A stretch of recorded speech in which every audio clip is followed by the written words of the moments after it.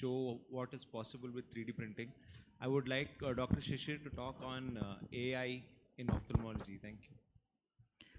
Yeah, thank you, Dr. Prithvi, for the kind invitation and KSOS for this opportunity. So after two power-packed presentations, now let's jump into AI. So my presentation will just briefly introduce you to the AI which is upcoming and in our field of ophthalmology. So what exactly is AI? It is nothing but artificial intelligence technology that enables machines and computers to do or think the way we think and help solve the problem how we think that it can be solved. So you have the basics like machine learning, which have algorithms which enable learning from the data. You have neural networks, like how our brain is wired. Similarly, the computers are wired to each other to do complex tasks. And then it does the language processing. Whatever you speak, it processes the language, and then you can apply it onto your real world. So we use AI unknowingly in our daily life, be it a taxi booking app, be voice assistant like Siri, Alexa, image recognition with Google Lens, our streaming apps, Netflix, even navigation and travel. All of this we are using AI in our daily lives too. So how does AI help in ophthalmology? So anything which has images. Now ophthalmology is full of images right from the orbit, the adnexa to anterior and to the posterior segment too. So anything which has images, the AI can look at those images and provide a conclusion. So with the anterior segment photography, fundus photography, OCTs, and even high resolution digital images can go through the AI, and then it can provide a diagnosis and increase our ocular care, especially in low cost or low areas. So lot of images on big data like the slit lamp photographs, retinal fundus photograph, OCTs, FFAs, ASOCTs. You put it and feed it into the AI, and then it can provide a diagnosis or probable diagnosis of what it can be. Similarly with B scan, corneal topography, the IOP values, even refraction and spectacle power, and even visual fields too. So if you go to look at the FDA approved AI incorporated medical devices, there are a few on the list. In ophthalmology, there are, I think, there are total about 300 devices, but in ophthalmology, I think there are about 10 to 15 devices which are FDA approved. And when you go to this website, you can see which all are the imaging devices which are FDA approved. Not all of them are in India, only few of them are there. So for retinal diseases, so AI provides, sometimes an accurate diagnosis and identification. It does not tell you to the treatment, but it does provide a diagnosis. And when you go to these underserved areas, it's affordable. You can use AI for an affordable screening and efficient detection of even small retinal changes. The AI helps you to detect, and you can screen, for example, DR screening AI is coming up in a big way in DR, diabetic retinopathy screening, and you can use AI for such a large population screening where it will even pick up subtle changes in your retina. So this is the example of this was one of the first machines, the IDX-DR. So here we have fed in a fundus photograph to the AI. So this fundus photograph is showing an epiretinal membrane, and then that's the diagnosis what is shown on the AI. So it says most likelihood 99.5% that this is an epiretinal membrane which is seen on this fundus photo. So similarly, so the IDX-DR was first approved in 2018. It's one of the first AI models which when you feed the fundus photograph, it will tell you the probable diagnosis. So here in this patient with moderate NPDR, you can see these hard exudates. When it's fed into the IDX-DR, it showed that there's a vision-threatening diabetic retinopathy. So similarly, other AI platforms we have online like this Orbis cyber site, which is there. And they also have come up with the AI, tools, and it's free for the low developing countries, but then it's very expensive otherwise. You feed the images onto the AI, and then it tells you the probable, the diagnosis. So similarly, there is AI for corneal diseases, which can distinguish infections and identify the pathogens. So it's helpful again in rapid diagnosis to provide like a differential diagnosis, and also it helps in detecting multiple conditions. So this is the Cornea AI app, where you can see that they fed in this picture of a corneal ulcer, and then it says that it's probably an infectious keratitis, and the causative pathogen is like an acanthamoeba. So high probability that's an acanthamoeba, a very low probability that is bacteria, and fungal is almost negligible, and it's like an infectious keratitis. So similarly, they have used this Cornea AI to to see how correct it is. So they have used these journal images, fed it into the AI, and now it's in this Cornea AI saying that this first picture is probably an infection, 93.90%, a scar very unlikely, a bullous bullous corneal disease, like bullous keratopathy, is only 0.5%. So similarly, these are the ones where they were able to identify it correctly, the cornea AI. And some of these dystrophies, the cornea AI was not able to identify correctly, like deposits, tumors, these deposits or even these corneal dystrophies, they are not able to identify it correctly. They were saying that it's like probably a scar or like a lens opacity, etc. So it does tend to misclassify too.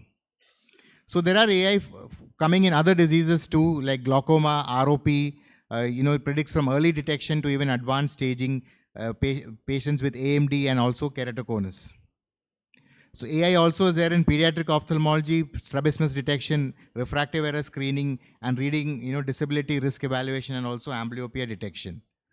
So it's also coming in ophthalmic surgery in a big way, especially robotic surgery. Now we saw the latest videos which came in robotic cataract surgery. So AI has been incorporated in that, as well as in LASIK, also in AI-assisted retinal vein cannulation, where you reduce the hand tremors. So it's coming up in a big way in ophthalmic surgery too. So what about AI and preoperative safety? So here AI was incorporated in a mobile camera and was used to capture the image of these lenses.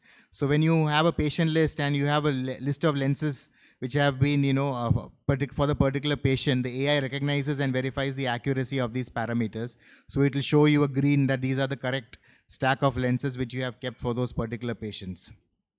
So smartphone imaging and AI too coming up in a big way, but it's kind of, as of now, it's primarily used only for triage.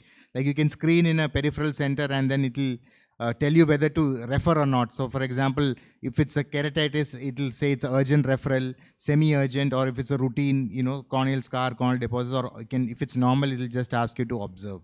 So it's coming in a big way in smartphone AI too. So let's see in your OPD, let's see what the practical use of AI, what you can do. So this is one of the AIs, which is Perplexity Pro. So here I had a doubt what the diagnosis was, so I entered it. 59-year-old presented with sudden painless decreased vision, and I told that the fundus showed pallor, whitening.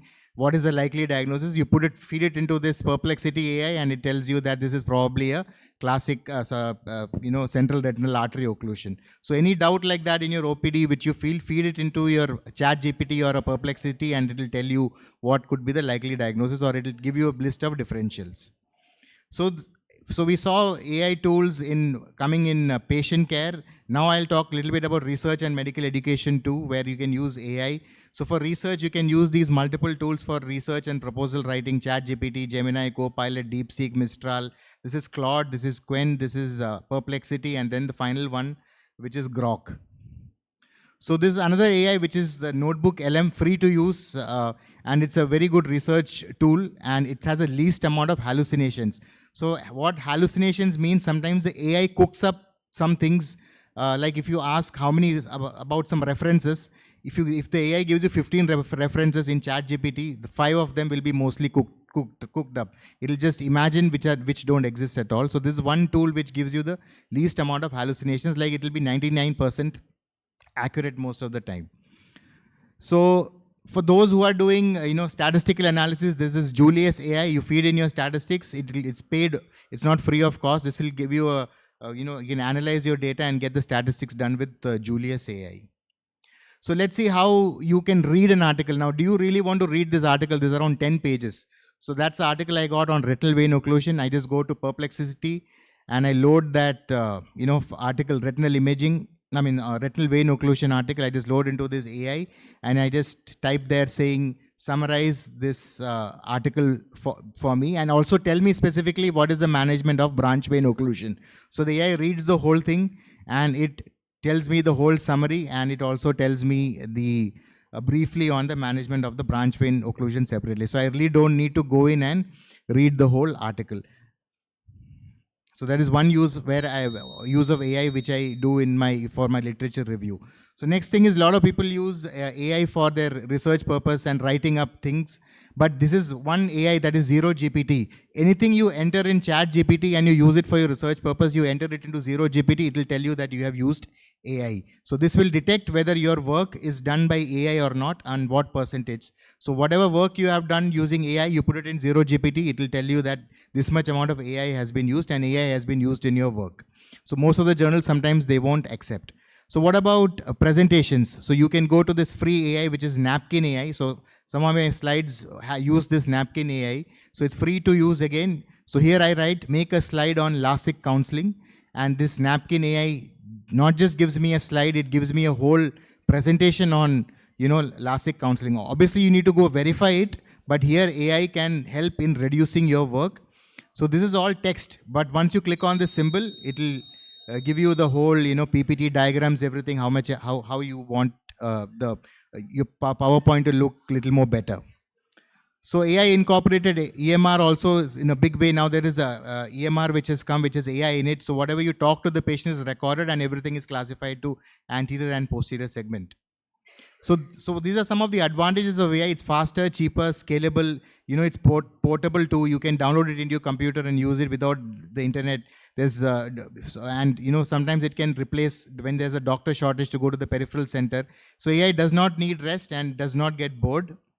So what are the challenges? So we fear that AI, will completely replace replacing the human workers. So there's also concern of data privacy. When you feed images or patient data into the AI, then there's an issue of privacy there. Then there's something called as black box phenomenon. Sometimes we don't know how the AI is generating, the images or coming to a conclusion when you feed in data into the AI. Also, if the image quality is poor, then again the AI will not give a correct diagnosis. And also accessibility. So in our country, similarly, AI, it's not very accessible to some of our single centers. And also there are regulatory gaps in AI, specifically concerning the privacy. So AI is an effective supplement for doctors, not a substitute. And especially when it comes to research, it's always better not to try to cheat with AI. So thank you for your attention.